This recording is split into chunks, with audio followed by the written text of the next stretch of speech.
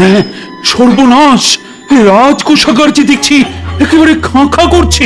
ও, হালচাল যা দেখছি তাতে মনে হচ্ছে এখনো তো খাজনাই জমা পড়েনি। এদিকে কয়েক মাস পরই তো আবার নবাব লোক পাঠিয়ে খাজনা তলব করবে। না না না, এক্ষুনি ব্যবস্থা না নিলে নবাবের সামনে নাকখত দিতে হবে। আর নবাবের যা মতিগতি, সিংহাসন থেকেও নামিয়ে দিতে পারে। ওরে বাবা, ভাবলে কেমন যেন শিউরে শিউরে উঠছি।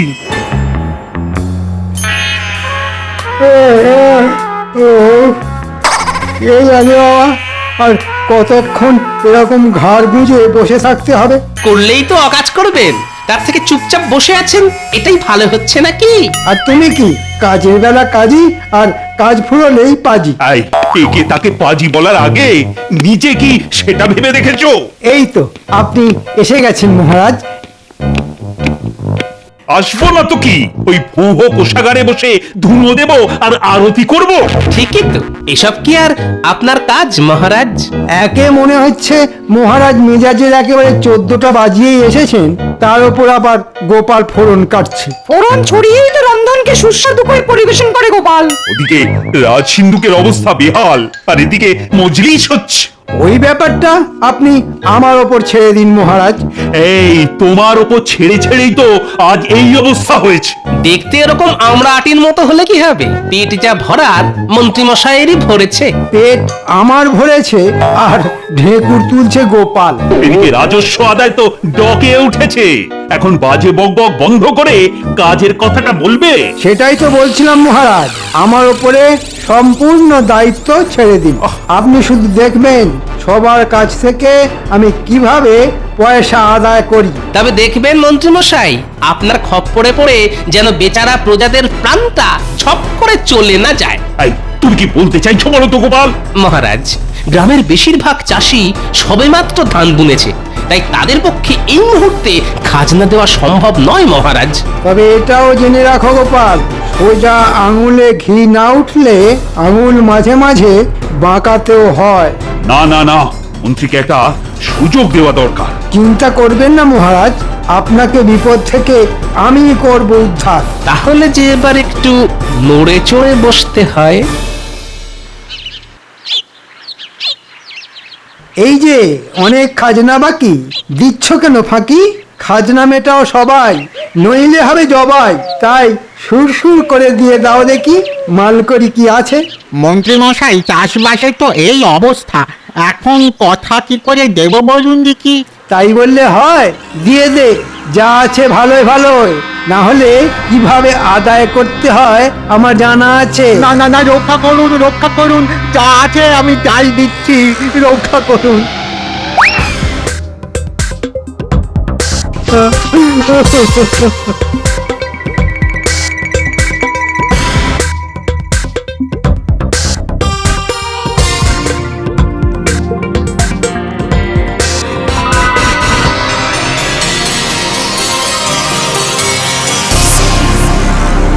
এই যে বেশ তো রসে বসে আছো, ওদিকে মহারাজের খাজনা ভরার কি হবে? এই তো ধান বুনেছি, ফসল উঠলেই দিয়ে দেব। হ্যাঁ, এটা কি মগের মুল্লুক পেয়েছো যে যা খুশি করবে? না না, আমি থাকতে ওসব চলবে না। আমি আমি কথা দিচ্ছি মন্ত্রী মশাই, আমি কথা দিচ্ছি। কথা নয়, টাকা দাও। আরে হাঁ করে দেখছিস কি? যা ঘরে ঢুকে কে এনে।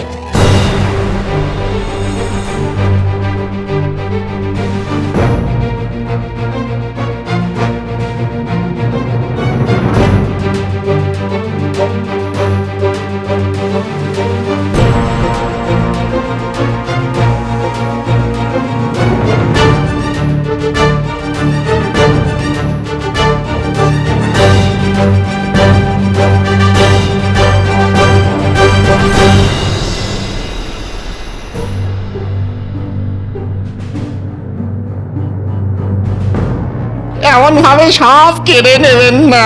যা, তবে মহারাজের সাথে দেখা কর গিয়ে। বাঁচালে বাঁচাবে, মারলে মারবে, তবে হালকার ওপর ভারী করে। আজ বেশ ভালোই আমদানি হয়েছে।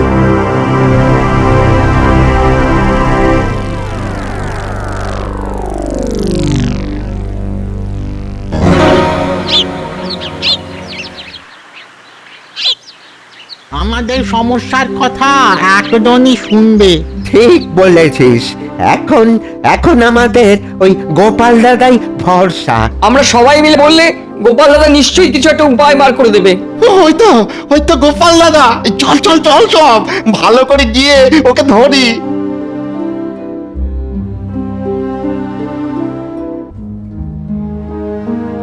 গাঁ থেকে যে একেবারে দল বেঁধে সবাই আসছে।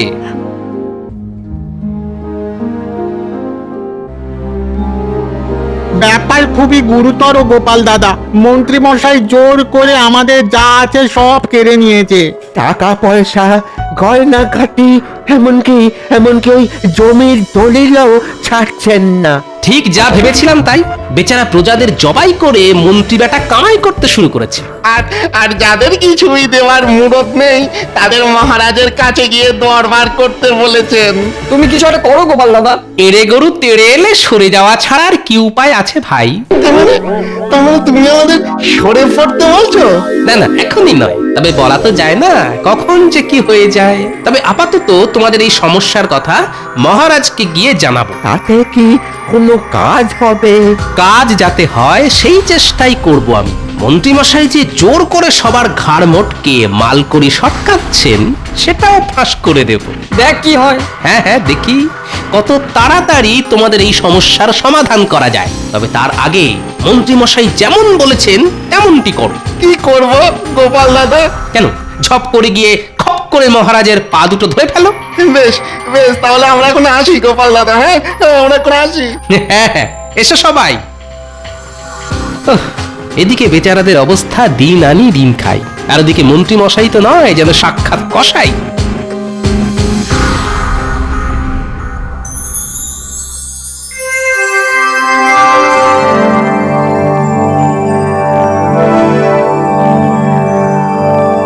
ওরে বাবা, মন্ত্রী এইসব করেছো কি? কেন মহারাজ, আমার যেমন কথা তেমনি কাজ। হ্যাঁ, আরে তাই তো দেখছি। পরে সিন্ধুক তো উপচে পড়ছে।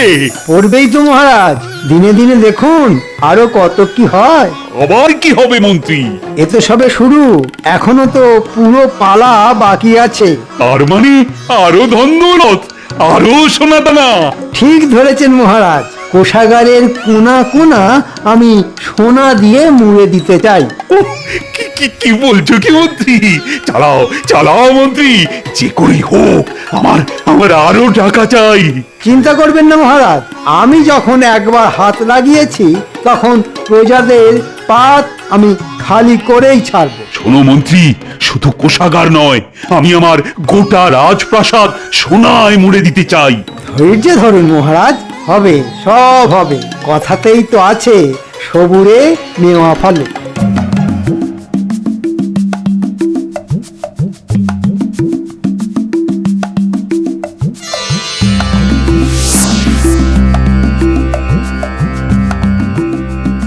আরে বাস, রাজসভার বাইরে তো দেখছি প্রজাদের লম্বা লাইন। তার মানে যারা খাজনা দিতে পারেনি তারা সবাই এসে জড়ো হয়েছে।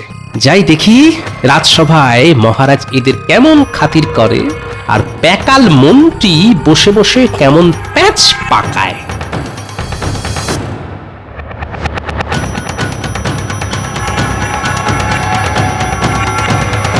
আরে সকাল থেকে যে দেখছি প্রজাদের ঢল নেমে গেছে। মহারাজ, আমরা তো সকলেই চাষবাস করে খাই, এখনই খাজনা দেবার পয়সা কোথায় পাবো মহারাজ? ভালো ফসল হলেই আমরা খাজনা ওই কড়াই ঘন্টায় সব শোধ করে দেব। শুনবে একবার, যেন একেবারে মামার বাড়ি আবদার।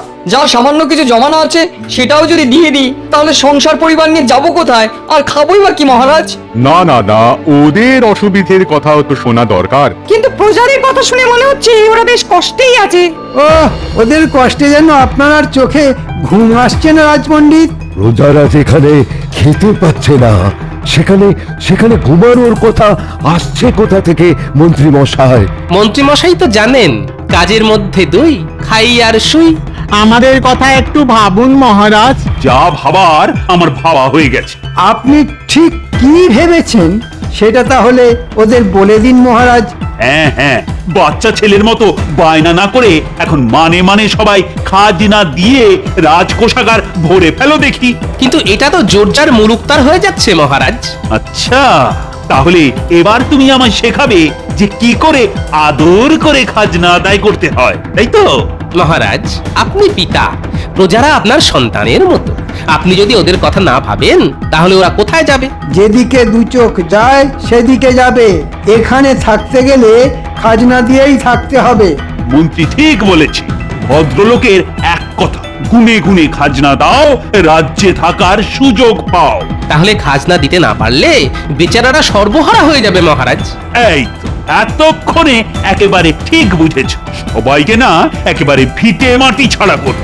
আর তোমরাও কান খুলে শুনে নাও, তোমরাও যে যেদিকে খুশি চলে যেতে পারো, শুধু আমি থাকবো, আমি। আর থাকবে আমার সোনা দানা, হিরে জহরত ভরা কোষাগার। আর আমি থাকবো না মহারাজ? আমি যে আপনার সব সময়ের সঙ্গী মহারাজ। হ্যাঁ হ্যাঁ, আরে তুমি তো থাকবেই। তোমাকে ছাড়া কি আর আমার চলে মন্ত্রী? আপনি মহান মহারাজ। এবার আমার চালে গোপালও মাত হয়ে গেছে। এবার দেখ কেমন লাগে।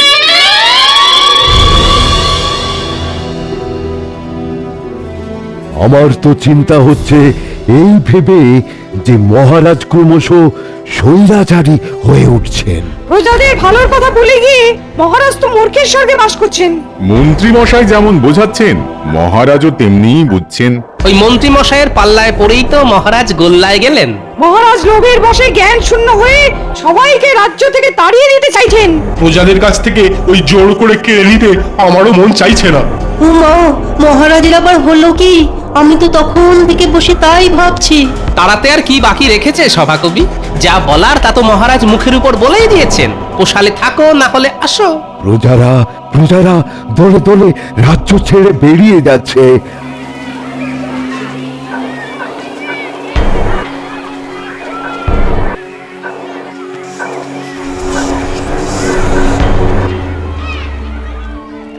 না না, এখন আমাদের প্রজাদের পাশেই থাকা দরকার। আমরা সবাই চলে যাব।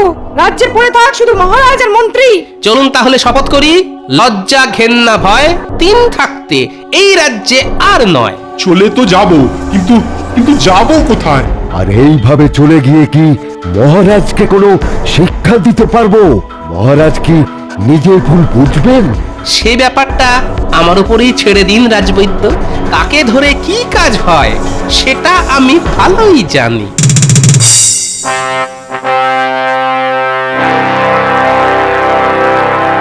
ব্যাপার কি উজির, অনেকদিন হয়ে গেল কিন্তু কৃষ্ণনগরের কোনো খবর নেই।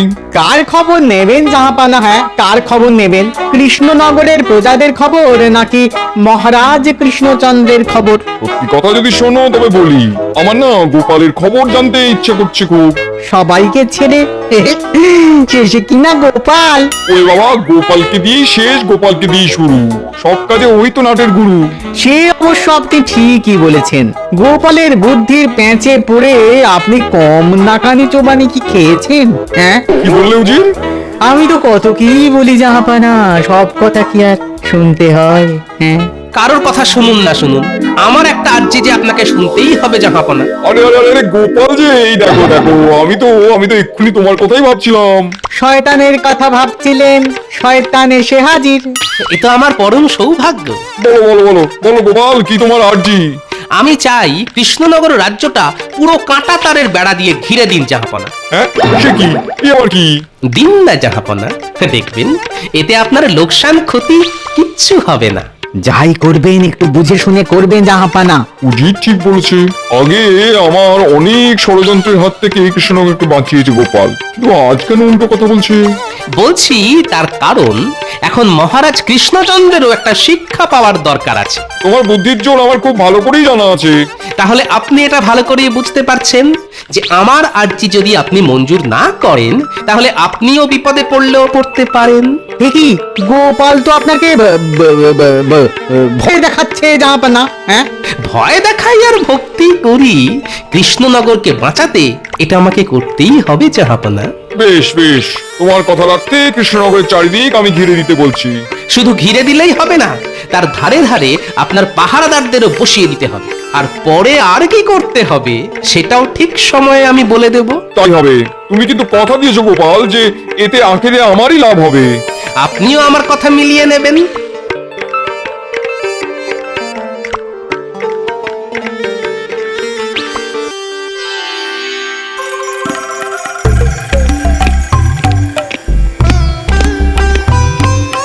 আপনি তো দেখছি বেশ রসে বসেই আছেন মহারাজ। তা খুব একটা খারাপ কিছু বলনি মন্ত্রী। এই বেশ, কেমন ঝামেলাও নেই, ঝক্কিও নেই। আপনাকে খুশি দেখে আমিও খুব খুশি। তবে এই ফাঁকা সভা দেখে মনটা না কেমন খাঁ খাঁ করছে। এই নিয়ে আপনি কিছু ভাববেন না মহারাজ, ওই দুষ্টু গরুর থেকে শূন্য গোয়াল ঢের ভালো। তা যা বলেছ, খাজনা নেব শুনে সবাই এমন রে রে করে তেড়ে এলো। তবে আমি যখন আছি তখন আপনার কোনো অসুবিধা নেই। সেই জন্যই তো দেখছো না আমি কেমন পায়ের ওপর পা তুলে ফল খাচ্ছি। আর আমিও আপনার মাথাটা খাচ্ছি।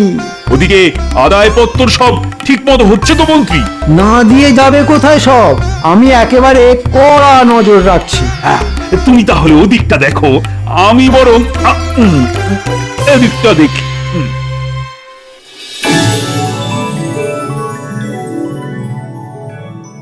না, আর এভাবে পায়ের ওপর পা তুলে বসে থাকতে ভালো লাগছে না।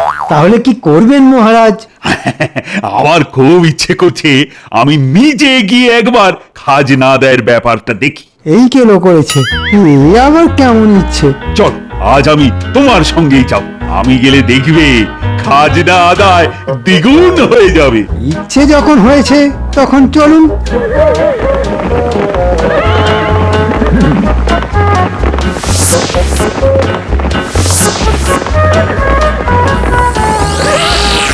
এ কি মন্ত্রী, এ তো দেখছি লোটা কম্বল নিয়ে সবাই বাড়ি ছেড়ে চলে গেছে। হ্যাঁ মানে তাই তো দেখছি মহারাজ।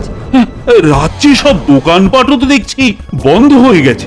মনে হচ্ছে দোকানিরা যারা ছিল সবাই চলে গেছে। সর্বনাশ, এইভাবেই চললে যে রাজবাড়িতে খাবারের অভাব দেখা দেবে। খাজনা দেওয়ার ভয়ে সবাই সরে পড়েছে মহারাজ। সরে পড়েছে বললেই হলো? হয় সবাইকে ধরে নিয়ে এসো, না হলে বাইরে থেকে খাবার নিয়ে এসো। আরে কিছু একটা করো মন্ত্রী। দেখছি মহারাজ কি করা যায়, কিন্তু কি যে করি। এবার না আবার নতুন কোনো বিপদ হয়।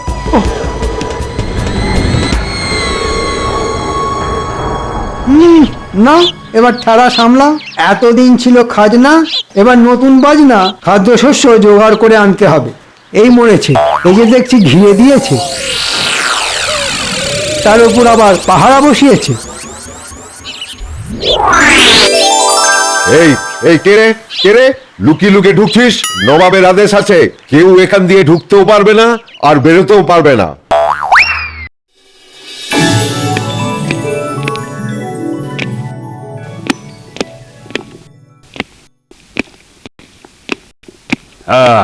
তা খবর কি মন্ত্রী? কি আর বলি মহারাজ, খুব একটা যে সুবিধা করা গেল না। কেন কেন, কি হয়েছেটা কি? নবাব কাঁটা তারের বেড়া দিয়ে গোটা রাজ্যকেই ঘিরে দিয়েছেন। হ্যাঁ, সে কি কি সর্বনাশ! নবাবের আদেশ, কাউকে ঢুকতে দেওয়া যাবে না, কাউকে বেরোতে দেওয়া যাবে না। ওফ, এবার তো দেখছি বেশ ভালো রকমই জব্দ হয়ে গেছি। নবাবের ফরমান আছে। ও, তার মানে কপালে আরো দুঃখ আছে।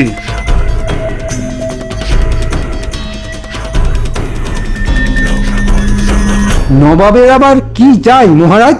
হ্যাঁ, শস্যের খাজনা বকেয়া রয়েছে, সেটা যেন 1 সপ্তাহের মধ্যে চলে আসে, নইলে নবাব গর্দান নেবে, তোমারও আর আমারও। এই যে বিনা মেঘে বজ্রপাত মহারাজ। এই সব কিছুর জন্য তুমি দায়ী।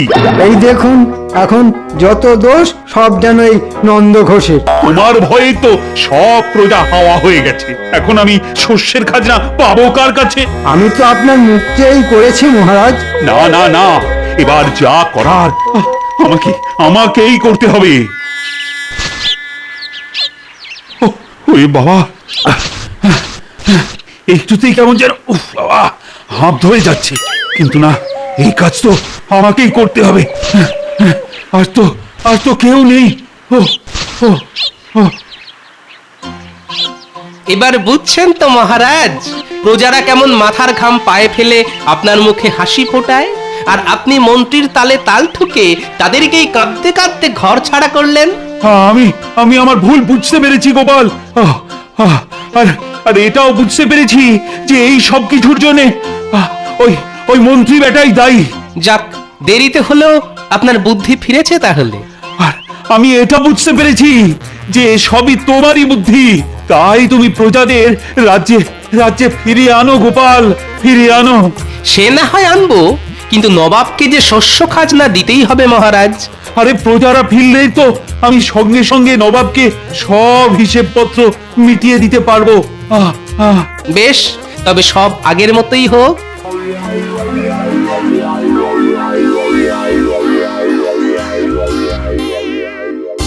ওরে বাবা, ও আর পারছি না, এবার আমায় ছেড়ে দিন মহারাজ, এবার আমায় ছেড়ে দিন। কেটে কেটে যে পেটে দড়ি পড়ে গেল মহারাজ, এবার আমায় ছেড়ে দিন। এবার মন্ত্রী টের পাবে আমাকে বিপথে চালাতে গেলে কিরকম শাস্তি পেতে হয়। এতদিন পেটে খেয়েছেন, এবার একটু পিঠে শুয়ে নিন মন্ত্রী মশাই। জয় গোপাল ভাঁড়ের জয়।